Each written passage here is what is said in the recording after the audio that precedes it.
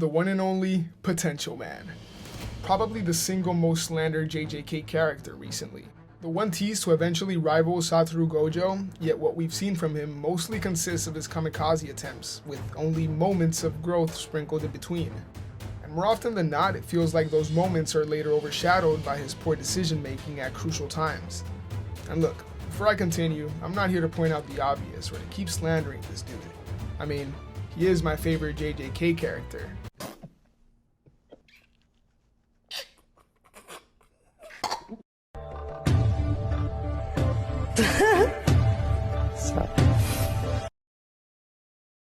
Yeah, whatever. I'm not here to blindly defend the agenda either. Right. Look, whichever way you slice it, Megumi's role in the story is far from over.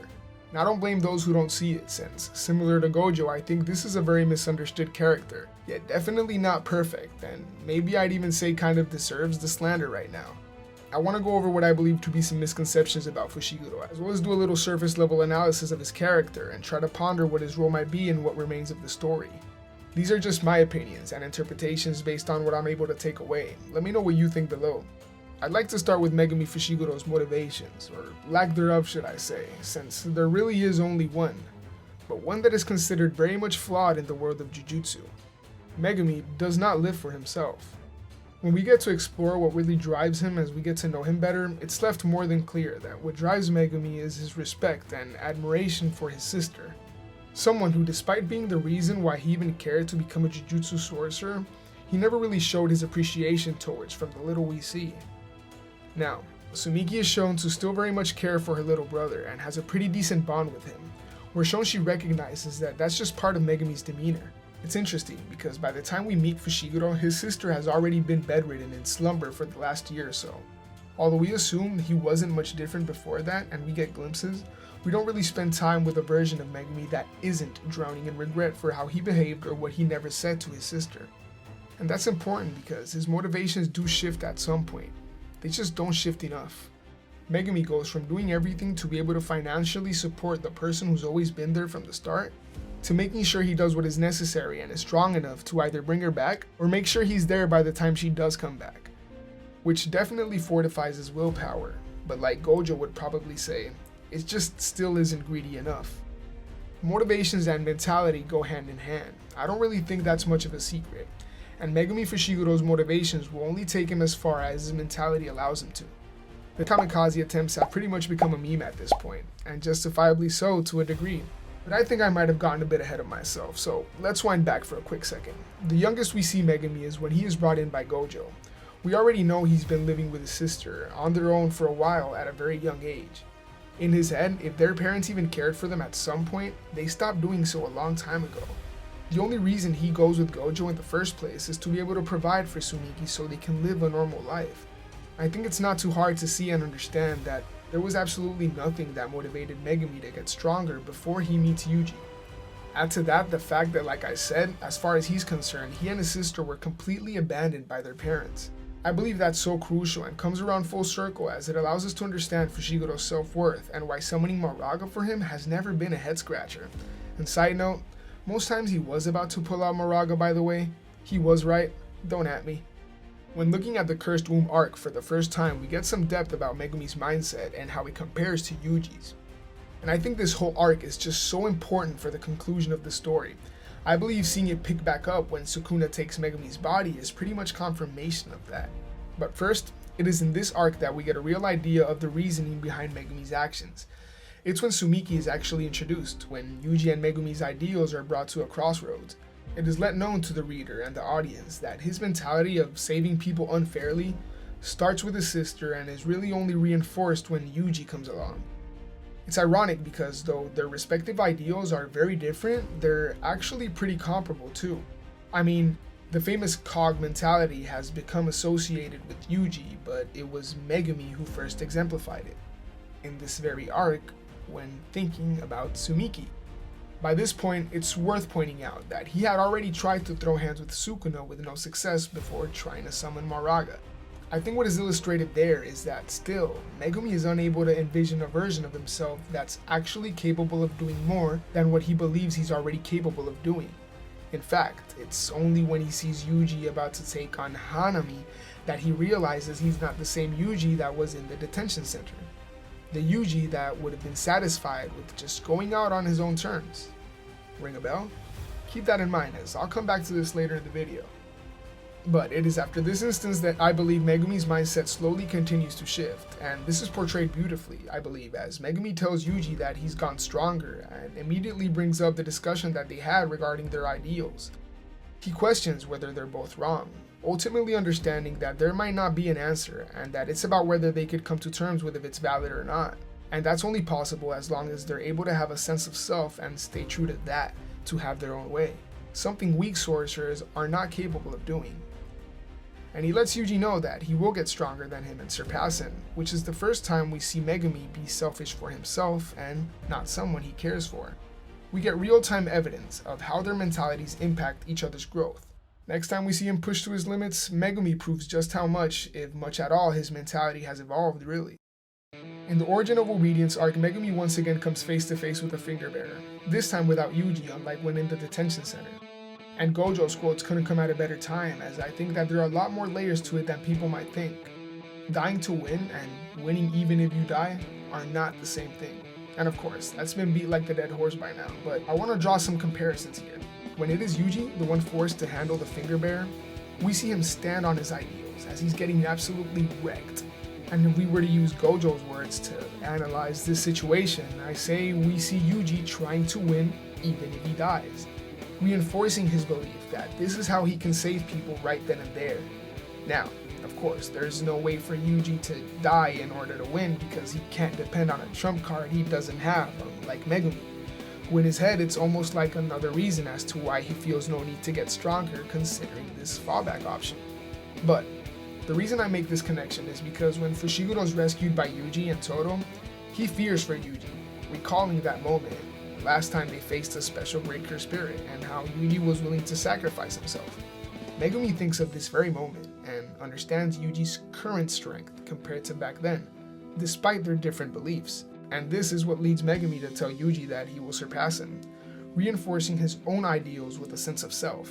However, this is also where I think he becomes more flawed despite heading towards getting stronger at the same time. We know a Jujutsu sorcerer's ideals are only right if you have the strength to stand on them, staying true to your sense of self.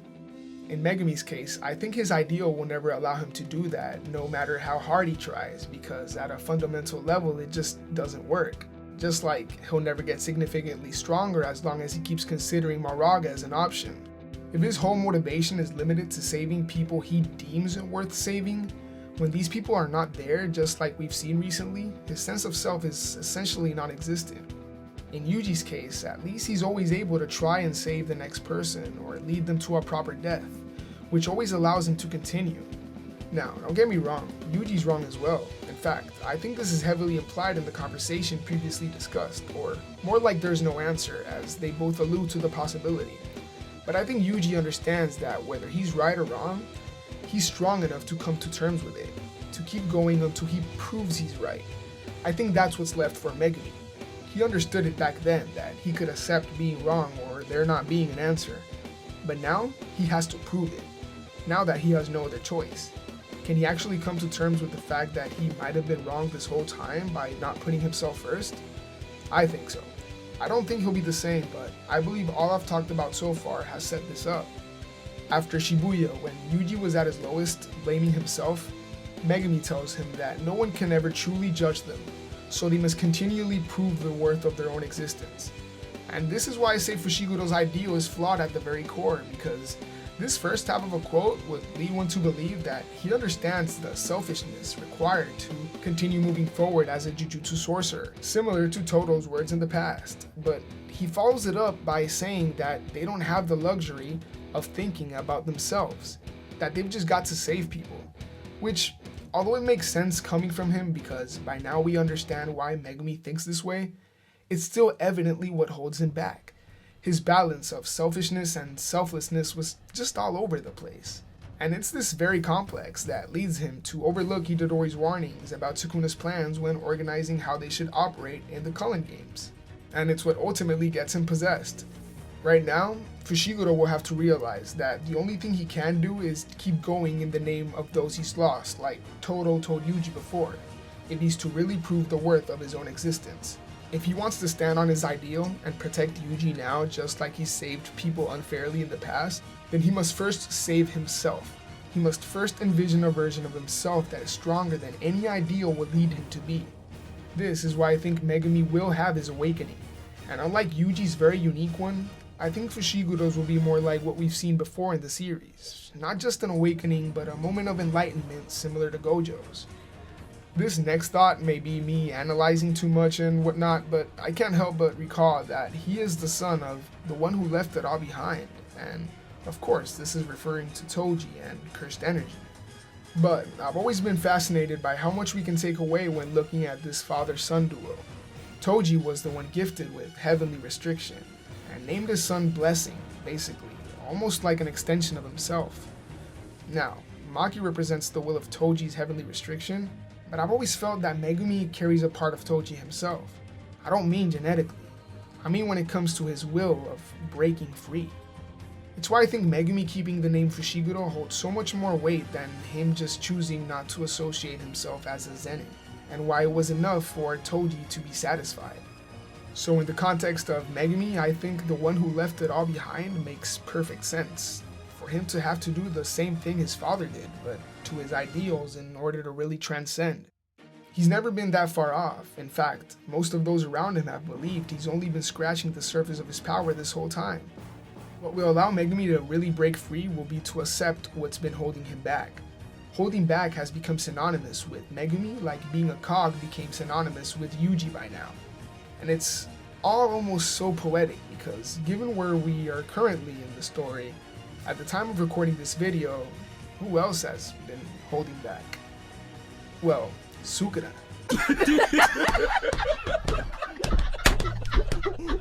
And okay, this is of course in a totally different context, again, but Gege is known for his weird parallels too, not just the obvious ones. And I do think it's relevant, as I believe once Megumi awakens and stops holding back, Sukuna will also be forced to do the same when facing him and Yuji, if he hasn't already by then. And that leads perfectly to my next point. Megumi's complete domain expansion. The only ones to open more domain expansions than Megumi in the whole series are Gojo and Sukuna, with Mahito, Mr. Potential Man 2.0, being tied for third. And for the record, Megumi was the last one to actually open his first in the story, meaning that once he flipped that switch the first time, Megumi literally starts pulling out domains left and right, being the only character to open his domain in 3 consecutive arcs he's in. And every single time Megumi opens his domain, it's emphasized how it's incomplete with no barrier. Look, I don't want to get too into the whole barrier versus barrierless or open barrier and what it really means debate, but I'll just say Sukuna and Kenjaku are the only ones shown to have an open barrier domain as well as with it a sure hit effect. But before that, Megumi was shown to open a domain with no barrier and without a sure hit as it's incomplete. And Maki, during the Gojo vs Sukuna fight, says that it's because Sukuna and Kenjaku's domains are on another level and function differently to Megumi's, as he needs real life shells or barriers. For real, I don't think Maki has got an idea of what the hell she's talking about here, and maybe neither do I, frankly speaking. But I think Megumi's domain was incomplete not because it needed an outer shell like he thinks, but because he wasn't able to imbue a sure hit, if anything. It's worth noting that, to our knowledge, students of Jujutsu High don't know anything about open barrier domains before Sukuna and Kenjaku show up. It does feel kind of suspicious that first a barrierless domain was introduced as incomplete by the one guy unable to tap into anything to the fullest, but later on we're introduced to divine open barrier domains, primarily showcased by the strongest in the verse, who by the way was very interested in that first guy previously mentioned. And okay, maybe I'm reaching, but the Chimera Shadow Garden never looked like a domain that's supposed to be closed in the first place. This is pure headcanon now, but I believe Megumi tried to close his domain because he doesn't know it's actually open barrier, therefore burning all his cursed energy into trying to close it unsuccessfully, leading him to think it's incomplete. He has no reason to think that anymore. After being in the passenger seat in his own body for nearly the last 2 months, I think Megumi takes a page out of Sukuna's book and gives him a taste of his own medicine when it comes to using a model for an application of his own technique. And it's fitting, really. I don't believe we've seen the absolute peak of the 10 shadows, to be honest, especially when there's literally a whole big ass weird spinal looking object in the back seen for the first time when Megumi last pulled his domain that still hasn't been explained. So yeah, look, wrapping up my thoughts, Megumi only ever wanted to protect Sumiki and later Yuji. Gojo's probably up there in terms of the people he cared for, but due to the incredible gap in strength and lack of a deeper connection akin to that of a father's, I feel Megumi made the same mistake he made with Sumiki with Gojo to a lesser degree. Gojo really tried for Megumi to see his potential. We see that, and I'd say he actually succeeded though. Megumi has had to learn the hard way, but the rest is up to him. I just can't help but feel that it actually pays off eventually. I think the story has set up Megumi as the one to help Yuji close the deal. They have both been tied to Sukuna since the literal beginning of the story, and are the only ones who could ever relate to being taken over by him. I truly feel Yuji's that guy, and he will bring Megumi back. Megumi's death might be inevitable, but if that's the case, I say we don't see him dying to win. We see him finally winning even if he dies, using his completed domain expansion as his final trump card to help Yuji. If you're still here, I just want to say thanks, really. I'm just a guy talking, so you might not agree with some of what I've said, but either way, I'd love to hear your opinions below. It's in the nature of these types of videos that some ideas might not age all that well by the time it's all said and done, but I guess that's where the fun is. Thanks again for watching. I'm Dice, much love and take care.